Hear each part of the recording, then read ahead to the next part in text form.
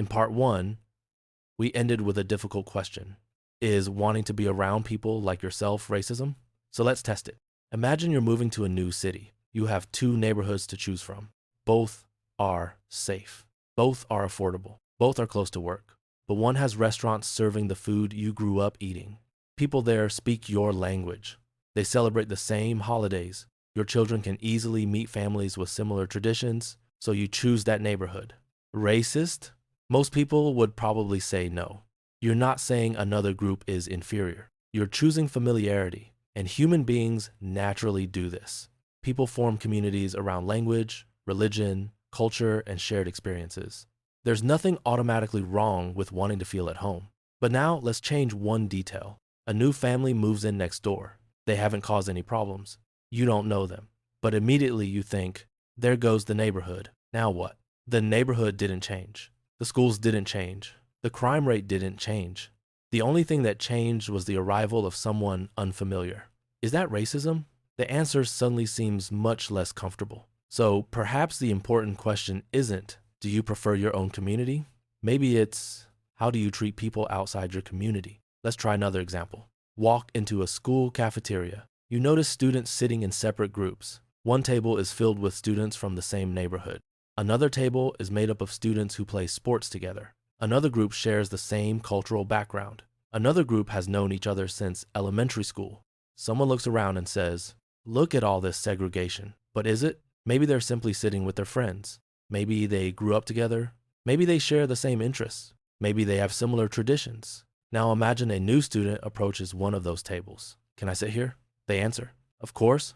That tells us something. But suppose the answer is, no, people like you don't sit with us. Now it becomes something completely different. The tables look exactly the same from across the cafeteria, but the reason behind them is completely different. That's what makes this debate complicated. You can't always understand people's motives just by looking at the outcome. Now let's move to the workplace. A manager needs to hire someone. A friend recommends a candidate.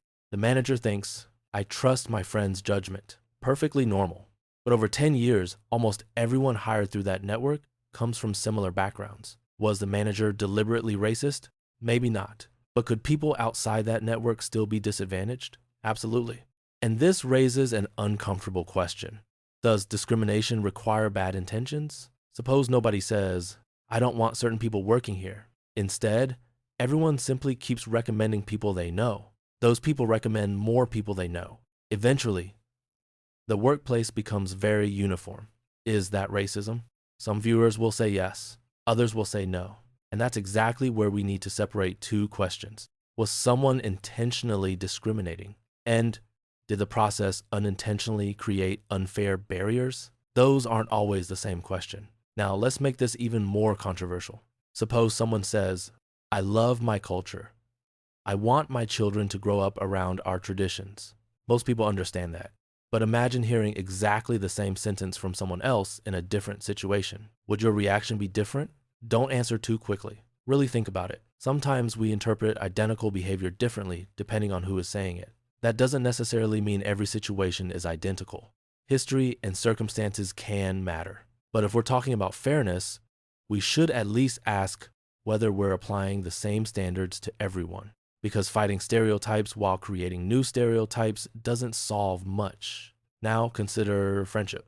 Look at your closest friends. What if most of them are very similar to you? Does that make you racist? Of course, not automatically. Friendships usually develop through proximity. School, work, neighborhoods, family connections, shared interests. People don't build friendships by following a checklist. But now, suppose you meet someone you genuinely enjoy being around. You have the same interests. You laugh at the same things. Then you learn something about their background and decide, I can't be friends with someone like that. That's different. Again, the issue isn't simply who happens to be in your circle. It's why you're keeping someone out. And that distinction becomes important when we talk about comfort. Because comfort isn't automatically prejudice. Imagine traveling somewhere you've never been before. You don't understand the language. You don't recognize the food. You don't understand certain customs. You feel uncomfortable. Does that mean the people around you are prejudiced? No. Does it mean you're prejudiced? Not necessarily. Sometimes unfamiliarity is simply uncomfortable. But here's the opportunity. Do you respond with curiosity or judgment? Do you think this is different? I'd like to understand it.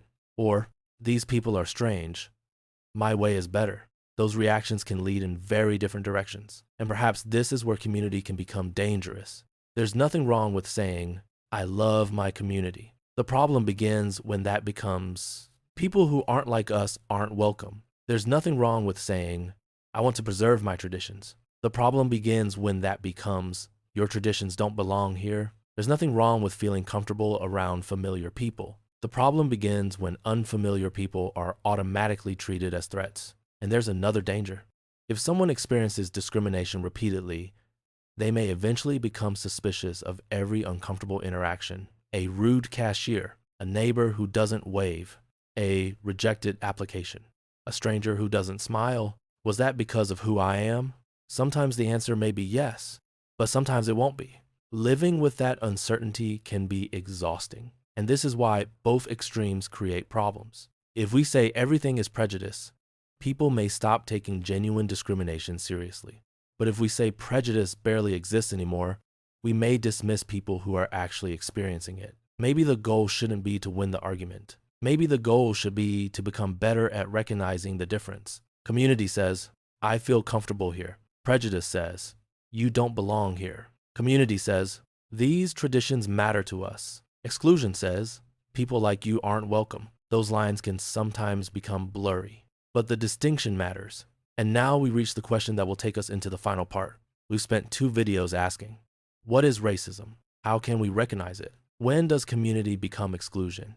But we haven't talked enough about the person experiencing it. What happens when someone repeatedly feels judged before they've even spoken? What happens when discrimination affects a job, education, a neighborhood, or simply someone's sense of belonging? And just as importantly, how do we fight racism without becoming suspicious of everyone around us? How do we challenge our own assumptions? How should someone respond when they believe they're being treated unfairly? And can we reduce prejudice without creating even more division? That's where we're going next. To be continued.